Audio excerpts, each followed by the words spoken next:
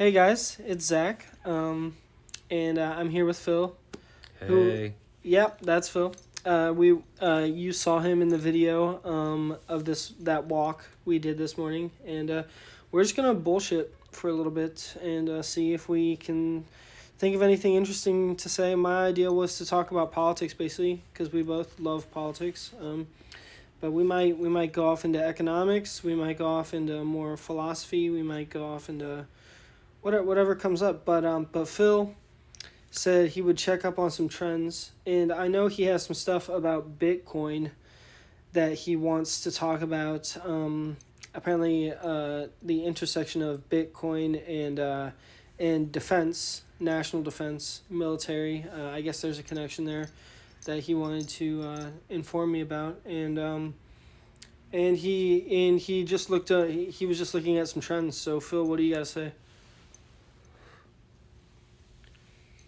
well, I still have to show you those videos. Okay. It's hard to explain. Major Jason Lowry, thank you for your service. He's in the Space Force. He helped stand it up. He's a Bitcoiner as well. It's pretty much the only. I won't go there. I don't know if that's true or not. But you should definitely follow him, or at least I'll send you some tweets, some posts. Yeah, let's definitely watch that later. Oh yeah, I'm definitely down to watch that. That sounds interesting. For sure. Is he like in its He was Air Force. he was Air Force and now he's in the Space Force and He wasn't feeling utilized, and I okay. felt like that. I don't know if you have at jobs. Yeah. He felt underutilized with his skill set at his job. Sorry, Air Force. He said it. It's public info. Okay. Um. What do you think about that? But basically, in I'm assuming his stance. I'm assuming he does have a quite pro government stance. Kind of. He has to delete his tweets often. He tweets and deletes. Oh, okay. So Okay. we have to remember. I don't know as much about Space Force, but we know more about the politician side.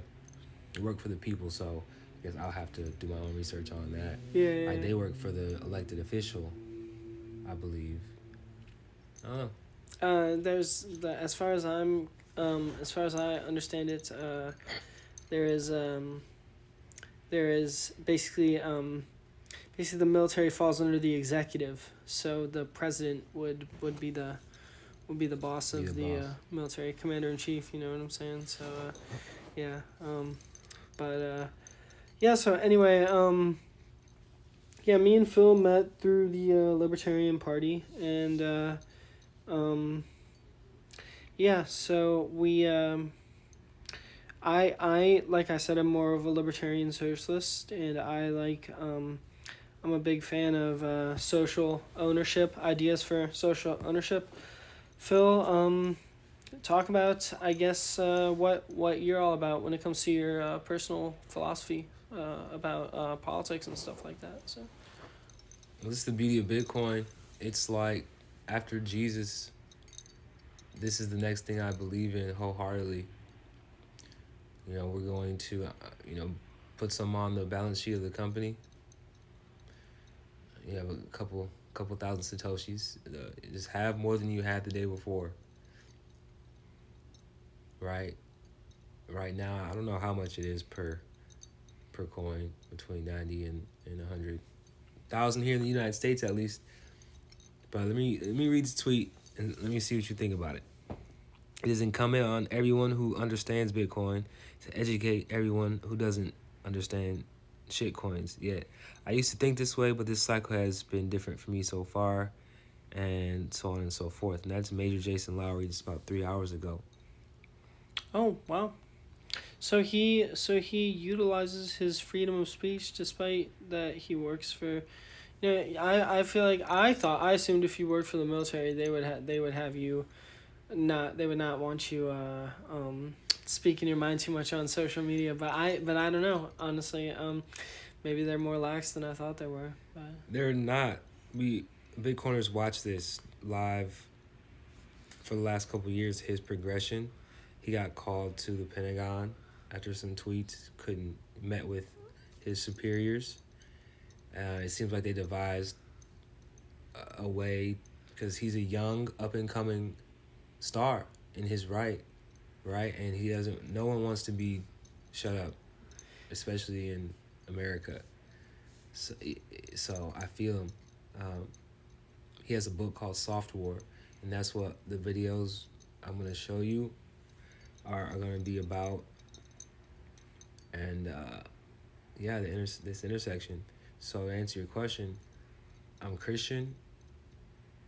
Jesus is always gonna be there for your soul, but Satoshi is there for your wallet. So I'm a Bitcoiner. Yeah, Phil is a pretty big Bitcoiner. He's been a Bitcoiner since I met him. Before that, he is the one that taught me about Bitcoin, basically. But he, I guess what you were telling me the other day is that you don't really proselytize about it too much anymore. You're kind of just like, yeah, I'm into it, and you talk about it here and there because it's something you're interested in, and that's basically how you educate people, by having like normal conversations instead of being all up in your face about it. That's a good strategy. That's an amazing strategy, because people just like to hear about people's interests, and if you're interested in something, they just want to have a natural conversation, and you can still promote things in a natural conversation. Absolutely. It has to be natural, and it's a part of me now. It's a part of the world, and it's here to stay. It had its iPhone moment. It's past critical mass. Yeah, I'm gonna pick up some more tweets from the community. It can get pretty toxic though. You know what Major Jason was referring to in the tweet? Shitcoins versus Bitcoin. It's a big deal. I'm just checking to see if this is still recording. Yep, it is. All right.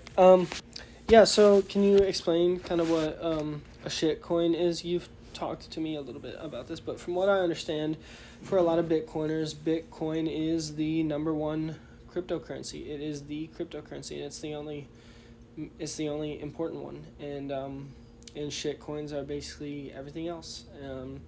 Is how I understand it. But can you talk about why Bitcoin is number one, and what makes shitcoins so shitty? Basically, I mean, because I just, from my knowledge, because I'm trying to know, because I used to think it was like all cryptocurrency that I should be into, but you know what I mean. Well, shout out to Max Kaiser. He's the high priest of Bitcoin. He's on the philosophy side of things, and Bitcoin hits everything. That's where it all started. Bitcoin is a program that got let out, similar to COVID, I believe, in the opposite fashion. It's a global program that anyone can plug into. There's no leader, there's no boss, there's no and with shitcoins, every coin has a leader, a face. Bitcoin doesn't have a face. There's no one controlling it. You can't change the rules, and there's only 21 million forever. That we're bringing back scarcity. Scarcity is back, and in a new form. I think in first principles again. I come from a military family, so I'm gonna think like that anyways. But man, it's hope in a hopeless world sometimes. That's for sure. Yeah, basically, and so a lot of people, I'm a little bit unorthodox with what I believe. A lot of people will say, you're a socialist. Why are you part of the Libertarian Party, or why are you friends with Bitcoiners and stuff like that? People might ask me that, but so the way I see it, I'm a mutualist, and I've read some mutualist theory, a book called Voluntary Socialism, and this book was written in the late 1800s, I believe, and this guy talks about, he's a mutualist, a libertarian socialist, one of the old school types from the 19th century, but he talks in his book Voluntary Socialism. This is Francis Dashwood Tandy. I think his name is. He talks about it is well, they in mutualism, of course, you have the money monopoly, one of the four monopolies, one of the four main monopolies. I think it's money, land, credit, or banking, and banking and credit might be one. I'm not a very good mutualist for not knowing, but there's tons of mutualist theories, so you don't gotta know everything. But basically, the money monopoly is one of the monopolies, and named by, I believe, Benjamin Tucker, and and in Francis Dashwood Tandy in Voluntary Socialism talks about how it should be every person's right to start a currency and to try to spread it and to get people to participate in it, and basically have a free market currency because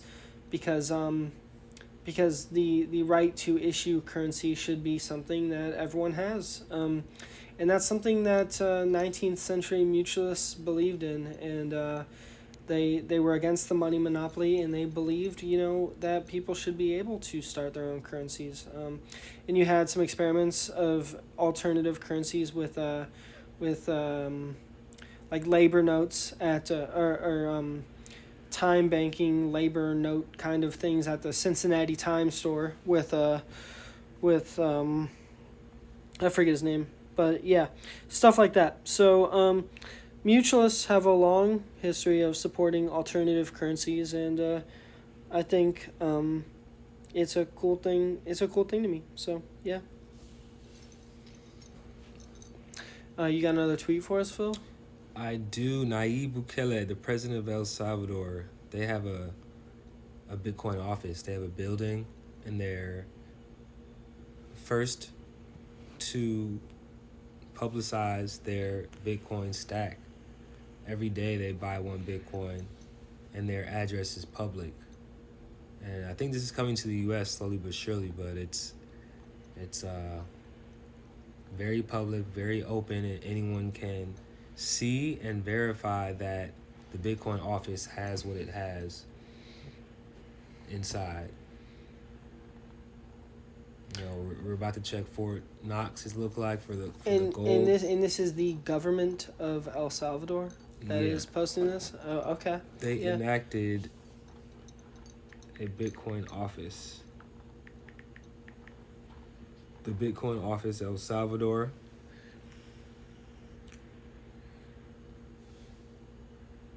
Yeah.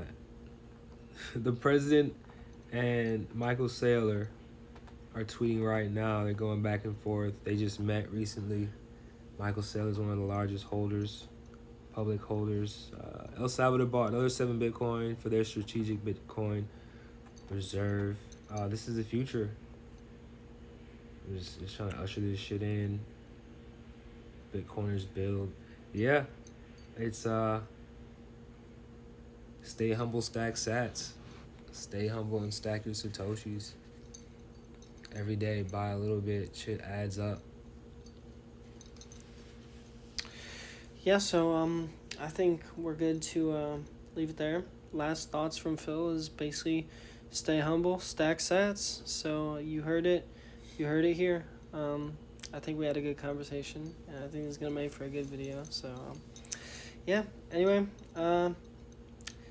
you just talked to Zach and Phil from the Libertarian Party, from 2020 Innovations, and from the Ohio Skater YouTube channel. So, peace. Let's go. Peace out. Alright, so we talked for like 15 minutes.